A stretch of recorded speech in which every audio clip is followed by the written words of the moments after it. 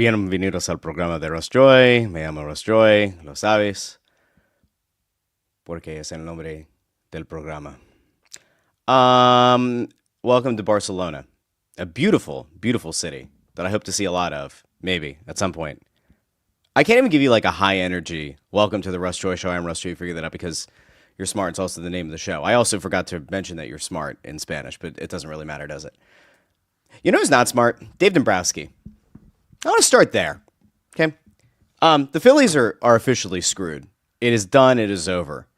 I was texting with Anthony Sanfilippo. I don't usually reveal the contents of the text messages that I'm currently engaged with him in, but Ant's an idiot. He is genuinely fucking dumb right now because the Phillies have no shot. I mean, I don't think we're ready to say that the Phillies could go toe-to-toe with the Dodgers. I think we all kind of knew that the last time we talked on Monday. I think at that point Ranger Suarez hadn't yet signed with the Red Sox, but we kind of figured that he was going to be gone, and there were questions about whether JT Realmuto was going to be back, and Bichette seemed to be very much in line to go to the Phillies. It felt like every day we heard more and more. We would see things come out from Bob Heyman. We would see things come out from Jeff Passan and Ken Rosenthal. Ken Rosenthal last night was on a show, and he was talking about the fact that they legitimately thought that it was almost a foregone conclusion that Bichette was going. I even have the wrong freaking bottom. That's how upset I am. Here we go. There we go. There's the right banner. Should be Phightin Words. Ken Rosenthal yesterday said it's almost a foregone conclusion that Bichette is going to go to the Phillies. I mean, everybody thought that there was a good chance he was going to go to the Phillies.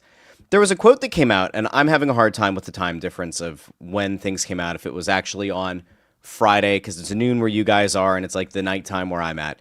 But there was this thing that came out about how Bichette might not want to go back to Toronto because he didn't want to play half of his games on the turf or whatever at Rogers. And that seems silly because you play on dirt as an infielder. So I don't fully understand that rationale, but whatever. I had this weird sinking feeling when I woke up this morning, though, because there was part of me that said it almost felt like the Phillies were being played. Like, it legitimately felt like the Phillies were being used as leverage. Was that leverage for the Blue Jays? Was that leverage for another team? And things got really bad, okay, right? So you go through a couple of things here. One, Kyle Tucker signs with the Dodgers. And I was going to come on the show today and I was going to bemoan the fact that Kyle Tucker going to the Dodgers is yet again proof that we are probably going to go to a lockout where owners are going to be like, we need a salary cap because there is nobody who can match the kind of salaries the Dodgers are giving out. Yeah, there's a lot of deferred money. And yeah, Kyle Tucker is going to get $60 million a year to be a Dodger. You thought Kevin Durant joining that all-time Golden State Warriors team was bad. Kyle Tucker going and signing with the Dodgers is absolutely absurd at that kind of money. And I wanted to come on the show and I wanted to complain about it. And I also wanted to hold off a little bit long enough into the day where maybe we could have done a show about Bichette going to the Phillies. Now, Bichette is not a perfect player, but he certainly would have represented an upgrade to this lineup. I know that there are people who've been making the case that I guess over the last 2 years his defensive metrics are down, but he would have brought something to this lineup and something to this locker room that they just haven't had. That clubhouse desperately needed somebody to go in and shake things up, and they're not getting that guy. They desperately needed somebody who they could add into the middle of that order, or push somebody down and sit at the top of the order or close to it, where you have a guy who could hit 300 consistently. That guy's gone. What's the fix right now? Because we're going to get into in a second what Bichette ended up signing for, and there's a report now from Bob Nightingale that the Phillies thought they had Bichette signed, and then the Mets swooped in at the last second and offered absurd money. But like, just really quickly, and I would love for everyone to drop in the comments, what exactly are the Phillies supposed to do? Like, if you're a diehard Phillies fan right now, what is the fix? What's the thing that you're going to hang your hat on? Like, if you want to go into this season believing the Phillies have a chance, please let me know. What is the move? What's the move? What's the thing that's supposed to make the Phillies relevant? Because, see, I said this last week, and I said it the week before. I think that not bringing back Ranger Suarez is going to bite the Phillies really, really badly, because you're taking an ultimate strength, that starting rotation, and you're throwing it into disarray and putting a lot of question marks in place. Will Jesus Luzardo be the guy who looked like an early Cy Young candidate? Will he be the guy that everybody feared was tipping pitches? We know that Aaron Nola is wildly inconsistent and probably is like a number 4 at this point. Zach Wheeler isn't going to be around for the first half of the season. You'll be lucky if you have him for the second half of the season. You're putting everything in Christopher Sanchez's basket, right? Like, you're putting an immense amount of pressure on him, and he's been able to stand up to it, so good for him, and like, that's awesome. You also now pretty much need Andrew Painter to be a legitimate guy in that rotation.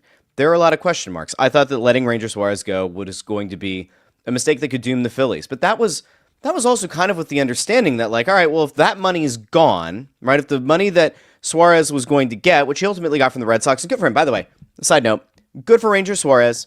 He worked his ass off. He was a consummate professional. He was a very likable dude. This city embraced him, and I hope he has a ton of success with the Red Sox. I'm glad that Ranger Suarez upheld his end of the bargain, not going to the Mets. So good on Ranger Suarez, and I will root for him every time I can see him pitch, unless he's pitching against the Phillies. You know, tip of the cap to Ranger Suarez. Awesome stuff. Good for him. I think the Phillies are idiots for not bringing him back. But we come back to the main point of the show right now. I thought that while Bo Bichette is a flawed player, there was enough good there that you could say there's enough of a change. You maybe are shaking up the clubhouse a little bit, getting everybody out of this cushy, oh, we feel bad about ourselves when things don't go. No. You need somebody to go in there and like roll in a smoke grenade, right? You need somebody to go in there and cause a little bit of chaos. Team got way too comfortable with one another for a few years. You needed something. You needed somebody who was going to have a different approach at the plate. That guy's gone. The only thing left for the Phillies, right, to like complete the hat trick of fuck-ups would be for the Phillies to now have pissed off JT Realmuto, and JT Realmuto goes somewhere else. Because I don't have the clip here. I was going to have the clip, and then I don't have the clip because it's on a different app. But there was a thing that I think it was Jim Salisbury put out on his podcast with Todd Zalecki and Ruben Amaro, saying, in essence, he's heard all along that JT Realmuto has a different place to land. He has another destination to go to if the Phillies don't work out. Can I tell you that, like, right now, if I were the Mets, I would go get JT Realmuto just for fun. I would do it just to screw with the Phillies. Genuinely. Like, if I were Steve Cohen right now, I'd figure it out. I would just go get JT Realmuto. I'd stick it to the Phillies, and I would try to do whatever I can to give the Dodgers some kind of run for their money. I think the Phillies are going to screw this up because here's the problem, right? I was texting yesterday with somebody who will remain nameless, and I was like, well, they better hope they get Bichette because they're probably going to piss off JT. And this person said, well, JT's not as good as you think. He's been declining. He's not as good as you think he is. Bichette will fix a lot of that. Okay, Bichette's gone. So what's the fix? Who's the trade target? Who's the free agent that's going to make a massive difference to this team? And if you're sitting there saying to yourself, well, at least we know the Phillies didn't get this done, but the Phillies didn't really want Bo Bichette that much. Maybe they wanted to, signal to their fan base that they were trying, but maybe they didn't really actually want to go after him. Like maybe that was it, right? We could lie to ourselves, tell ourselves, feel a little bit better, right? Except that's not what happened. It's not what happened at all. Because the Phillies apparently did make an offer. And so we're going to get into it now. So Bo Bichette got a 3-year, $126 million deal from the Mets. The Mets who came out of nowhere. The Mets who were spurned by Kyle Tucker, right? They were in on Kyle Tucker, and he decided to go to the Dodgers for $60 million a year, and who the hell could blame him, to go play on the best team in baseball and maybe help them complete a three-peat. I mean, I think it's ridiculous, and I don't think it's really competitive. Fine, sure. Bichette gets this deal from the Mets, 3-year deal. Then it comes out that there is an opt-out after year 1, and there's an opt-out after year 2. So you go, okay, he can make $42 million a season for 3 seasons, or he can make $42 million this season. He can opt out, right? Like maybe he's going to go out and have a hell of a year for the Mets, and he's going to prove to the rest of Major League Baseball why he was much more deserving of a higher AAV than the Phillies were willing to give him. We're going to get to the Phillies offer here in a second. Bo Bichette is essentially doing the smartest thing any player could do. Short-term deal, higher average value than anyone thought he would get, opt out after year 1. So even if he doesn't like playing for the Mets, guess what? Next year, he can hit free agency again. And if he has a great season, he'll probably play himself into $30+ million a year on a long-term deal. And it felt like to this point, there was no team willing to offer him $30+ million a year. And I say that because Bob Nightingale decided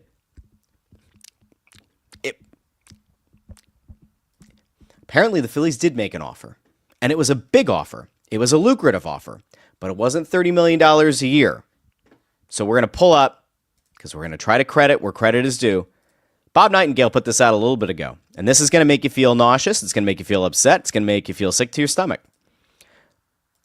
According to Bob Nightingale, the Phillies had agreed to Bo Bichette's request for a 7-year, $200 million deal last night, Thursday night, and believed they would sign him until the Mets swooped in with their 3-year, $126 million offer after losing out in the Kyle Tucker sweepstakes. You know that wonderful graph? You know that wonderful meme? Fuck around and find out. The Phillies have been playing footsies with Bo Bichette and his agent this entire time. We heard about how there was going to be a meeting early in the week, and we heard for days after, oh yeah, it feels like the Phillies are a sure thing at this point. Damn near a sure thing to getting Bo Bichette. Well, you met on Monday, right? It was apparently a productive meeting. You met on Monday. Today's Friday. There's that old adage about if you're trying to sign a guy, if you're trying to get a contract done, don't let him leave. If it was such a positive meeting, meet the ask. You have an idea of what you're willing to offer. You have an idea that after he comes in at a much higher number, there's a middle ground. Get the deal done. Don't let him go. Because here's the thing, if the Phillies get this deal done on Monday, they're getting Bo Bichette at under $30 million a season for 7 seasons. And guess what? Their lineup would be better. Defensively, team might be a mess. But their lineup would have been better. They would have been better set and better poised to be a good team. And now he's gone. And so what does that leave you with? It leaves you with nothing. It leaves you with squadoosh. So the Phillies thought they had him signed up until Thursday night. And then the Mets came in and stole their lunch money. So let me ask you a question really quickly. I have been deriding Dave Dombrowski for a while. I have been deriding what I perceived Dave Dombrowski's offseason plan was going to be. I have been told by someone in my life named Anthony Sanfilippo, but not to name Anthony Sanfilippo, but it was Anthony Sanfilippo, that I had, quote, no idea what you're talking about, end quote. And when I brought up the fact that the Phillies had very few options that they could realistically be in on, and it certainly felt like they were going to lose Ranger Suarez, piss off JT Realmuto, and not really get involved with anybody, most of that came to fruition. Now it does sound like the Phillies made a competitive offer. Listen, if we had talked at the beginning of the offseason and said the Phillies are going to offer 7 years, $200 million to Bo Bichette, most people would have thought he would have signed. But they waited. Now, how much of this was Bo Bichette wanting to see what Kyle Tucker was going to get? Maybe. Maybe it was that. Possible. Maybe they knew the Mets were interested all along and they wanted to see if Tucker doesn't go to the Mets, could that change the offer for Bichette? But it's felt like this was a slow roll, a slow burn, stringing the Phillies along. And there it is. Dave Dombrowski looks like an idiot. This happening the way that it did, thinking that they had this contract agreed to on Thursday and now it's gone, this is the kind of move you would expect out of a rookie GM or out of a very, very junior general manager, somebody with 2-3 years of experience maybe, to have a division rival swoop in and get the guy. That's not what's supposed to happen to somebody who a lot of people think is going to be a future Hall of Fame executive in the Baseball Hall of Fame. That's not what's supposed to happen. The whole reason you have a guy like Dave Dombrowski is to make big moves, is to go out and raise your team's ceiling. Don Mattingly's a great hire as bench coach. And so I'm not going to say that it was a terrible hire with an attempt to just woo Bichette. But that was one of the things that we heard. Bo Bichette has admiration for Don Mattingly. The Phillies getting Don Mattingly is going to get the job done. It didn't. Now again, can I blame Bo Bichette for saying, nah, I'll do this again next offseason? No. $42 million for one season or up to 3 seasons of $42 million? Hell no. Good for him. Am I going to stick it am I going to boo Bo Bichette harder because he made a smart business decision? No. I'm going to continue to deride a front office that looks in over their heads. And again, what's the move now? JT Realmuto? Cool. You have no catchers. You have no depth organizationally that are ready to step in and play catcher.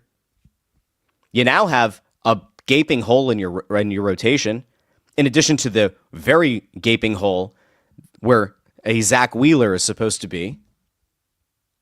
So your rotation's worse. Your bullpen might be better. I'll give the Phillies this. Their bullpen might be better going into next season. So the bullpen might be better. Rotation is worse. The lineup is largely unchanged. They still haven't gotten rid of Nick Castellanos. The most recent report is that they're going to have to spend $17 to $19 million just to move off of Castellanos' contract. So that's not very helpful. They signed Garcia, who's effectively going to be a similar hitter. They let Harrison Bader go. They're going to have Justin Crawford man center field. Not sure he's a center fielder. They wouldn't even give Justin Crawford a look this past season. And now he's supposed to be the day one starter. Like somebody just tell me. What exactly is supposed to make a Phillies fan feel better right now? And so I have another question. Is it time to finally, as a collective fan base, is it time to finally call John Middleton out? Right? Because on one hand, there has been a thought out there that Middleton may have been restricting how much money Dave Dombrowski has had available to him in free agency. And as much as I could kind of follow that line of logic with Ranger Suarez being gone, the fact that he was willing to spend $200 million over 7 seasons for Bo Bichette tells me that Middleton is still willing to play ball if it's a difference-making player. I think it's a mistake to let Ranger Suarez go.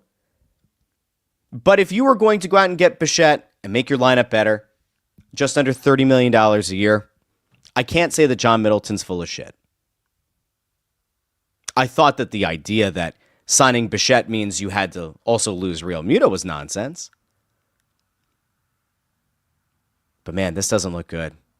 By the way, the second that this offer comes in, did the Phillies have the opportunity to match? The only reason I ask is this.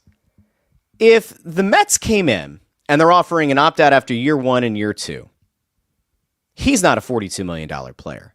But do you have a conversation if you're the Phillies about like, all right, 7 years, $200 million. We felt good about that. We can't let our division rival swoop in and get it. Do you then offer Bichette like a 7-year, $300 million deal with an opt-out after year 3? Does that get it done? Does having the short-term commitment of 3 years get the job done if you're the Phillies? Now, I would not have encouraged the Phillies to spend $42 million on Bichette and give him an opt-out after year 1 and 2. But do you tweak your offer? Do you offer that opt-out after 3 years? Maybe. Like maybe it would have helped you. Or maybe he stays and maybe that contract doesn't age well. But man, it is so hard to find a viable path to the Phillies being relevant this year. I mean, it's going to take, I don't know. It's going to take the Mets going way beyond LOL Mets. It's going to take like legitimately, historically bad injury luck to derail the Mets. the Dodgers are going to be practically unbeatable. And I'm sure somebody will figure out a way to take it to them. And if you get into a playoff series, maybe there's going to be a team that's going to be able to kind of take them to 6 games, maybe. But it very much feels like the Dodgers are going to be a buzzsaw again. So I'm going to throw this idea out. And I don't love it. But do you look at where things are at right now in the National League and say, yeah, you know what? It might be time to start selling. Because I do think that there's going to be a lockout. I do. And if you just lost out on Bichette and you don't have any recourse, you don't have any options in free agency, you have been unwilling to move an Andrew Painter, who now you need because you let Ranger Suarez go, is now the time to hit the reset button? Is it? And do you roll with that for 2 years? And do you sit through a lockout and not have to worry about the guy that you just went and spent $30 million, $35 million, $40 million, whatever it was, for the next big free agent? Do you just say, we had a run, we didn't get it done, and Russ Joy was right? Losing that World Series to the Astros was bad, but running it back means that this window that was supposed to be potentially multiple World Series ends up being a massive what if. This stinks. It does. And I also don't see a viable path to there being a stud prospect coming up and making a significant difference. I could be wrong. Maybe I am. I'm not, but maybe I am. Okay, so it's all over for the Phillies, to me. Barring, again, incredibly bad luck on the injury front. Speaking of injuries, Philadelphia Flyers. Now, I hate doing this, and I brought this up earlier today on Twitter. I had no intention of looking at Tankathon this year, genuinely. I didn't want to look at Tankathon. I didn't even want to have a remote consideration of all right, if things go sideways for the Flyers, could they potentially look to they're not going to tank, but could the Flyers have ended up in a scenario where tanking would have made sense? I hate this so much. But with Dan Vladar hurt, and there still being some kind of up in the airness about how long he's going to be out, I think that if you're Danny Briere, you have to have a very long, hard conversation with Keith Jones, with Dan Hilferty, and with Rick Tocchet. The injury bug has bitten this team. You lost Tyson Forster for the year. You were kind of able to make that up for a bit. I actively have not been watching these games while I've been in Europe, so you can throw my take out. But the Flyers have hit the skids. Mishkov isn't scoring. Vladar's hurt. Erson's been garbage all year. Kolosov has had a good season in the AHL, so that's cool. But he's going to be put in a pretty bad spot. Risto missed a game, right? Risto's hurt day to day. I mean, at what point do you look at the Flyers situation and say, yeah, this isn't tenable?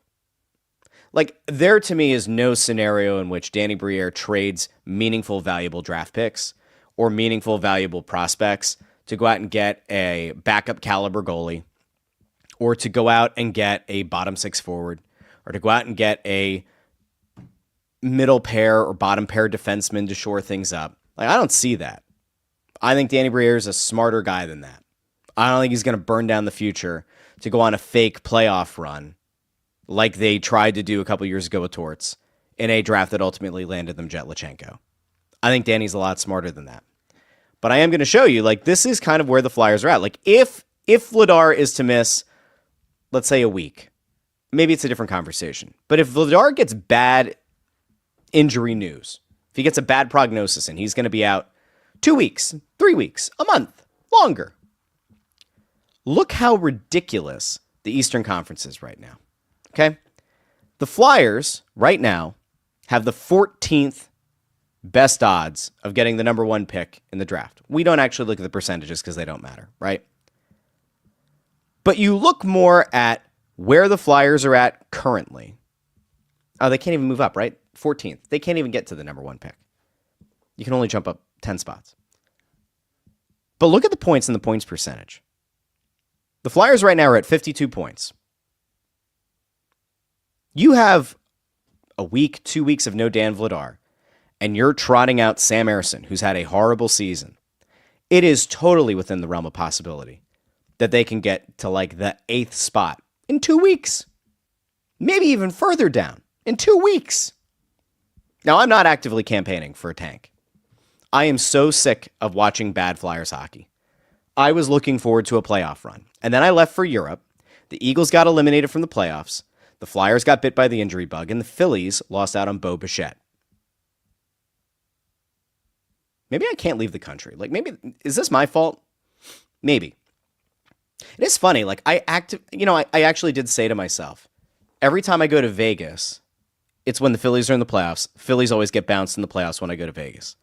And I joked to myself, well, at least the Phillies can't lose because baseball season's over. The Phillies can't possibly lose while I'm gone for work.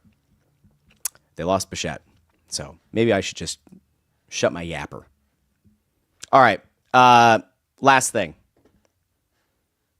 I have no idea what to make of the Eagles' search for an offensive coordinator. One of the biggest names that people are excited about potentially is Mike McDaniel. It came out today. The Ravens tweeted that they're going to interview him for their head coaching job. Brian Daboll, the former Giants coach, who's worked with Sirianni and has coached Jalen Hurts back in the college days. He was rumored to be a candidate potentially for offensive coordinator. He's going to be interviewing for the Titans head coaching job. Todd Monken, the former Ravens offensive coordinator, appears to be going with John Harbaugh to the Giants. There are plenty of good offensive minds out there. So I'm not like, this is not me like throwing flags up or like sounding the alarms. But it is a little bit of a bummer to think that some of the more dynamic names on the open market very well could take head coaching jobs. That doesn't even include Kevin Stefanski, who obviously would be a massive hire for this team. I think he'll get a head coaching job. I guess the question is, like, if you're Brian Daboll, like, I go between Daboll and Daboll. It doesn't matter. If you're him, do you want to go into a situation like the Titans? Because that doesn't feel like a situation that you're going to immediately find success. And then you run the risk of not being able to be in contention for a good head coaching job in the future. Or do you kind of go the Kellen Moore route? Do you take that OC job with the Eagles? Do you kind of rehabilitate your image within the league, get the Giants stink off of you, help the Eagles go on a deep playoff run next year, maybe even a Super Bowl, and then hit the open market next year and go out and get a good head coaching job? Maybe. The problem, of course, is from the Eagles' perspective, you can't possibly have another guy come in and have a 1-year gig and then leave again. Like, Jalen Hurts needs somebody to stay here more than a year. Somebody needs to do the meme of Will Smith in Fresh Prince, and Will Smith finds out that his dad, doesn't want to take him back, and he goes over to Uncle Vern, and he goes, "Why doesn't he want me? Why doesn't he want me? Why doesn't he love me? Whatever it was. Why doesn't he want me, man?" And, big Uncle Vern comes in and gives him a hug. I feel like that's Jalen Hurts right now. Like, every offensive coordinator he has either leaves or sucks and has to leave. But they don't have anybody right now that it looks like could be a multi-year guy. Unless there is a passing game coordinator or an offensive coordinator waiting in the wings, a younger guy who still wouldn't be a viable option next offseason for a head coaching job. I don't know what to do. I think the Eagles are going to get a good OC, but it is a little bit disheartening, just a little bit, a smidge disheartening to see so many of the guys that they were interested in for OC now getting head coaching opportunities, head coaching interviews. But I have more faith in the Eagles being able to get that right than just about anything else in the city right now. So, I think that's it, guys. I know it's a short episode today. I've got a team function to go to. Barcelona's nice. I hope to have a nice report on Monday from Barcelona where I can tell you about some wonderful things in the city. Vienna was nice. It was very cold. It felt a little bit sad because it was very snowy and very slippery and I was in a lot of meetings, so I didn't get to experience Vienna proper. But I am supposed to have some time this weekend at some point to go and explore Barcelona a little bit. So hopefully I'll be able to come back on Monday with a little bit of report. So thanks for everybody who tuned in over on YouTube, Facebook, and X. Big thank you to everybody who listens in the podcast feed on Apple Podcasts, Spotify, Pandora, Amazon Music, wherever you get your podcasts. Do me a favor if you haven't done so already. Like the video, share the video, subscribe. Don't complain like Ford that I didn't go out to the comments. I'll talk to all of you on Monday. By the way, many of you lost. If you remember last week, I put up a poll on YouTube. How many episodes would I do this week? And a lot of you, way too many of you, said 0. A few of you said 1. Almost none of you said 2 or 3. That was 2 episodes this week. And for the first time ever in the history of this show, I did 2 episodes from 2 different countries, neither of which were the United States, in the same week. That's an all-time. That's an all-timer. All-timer. Nick Abe says it's 1.5 episodes. It's not 1.5 episodes. All right, hold on. You know what? I got it. Do I go out to... No, I can't go out to comments. I can't. They were on the screen, though. I do have to go. If I miss my Uber or bus or whatever, I'm going to be in a lot of trouble, so I can't do that. A big thank you to everybody who tuned in. We can debate this on Twitter at some point. At Joy on Broad. Okay. I appreciate all of you. I'll talk to each and every one of you very soon. Until Monday, this has been the Russ Joy Show, and I've been Russ Joy, but you knew that already because you're smart. It's also the name of the show. Talk to all of you very soon. Let's hope Dave Dombrowski has something up his sleeve, and it's not like a booger-covered tissue. Bye now.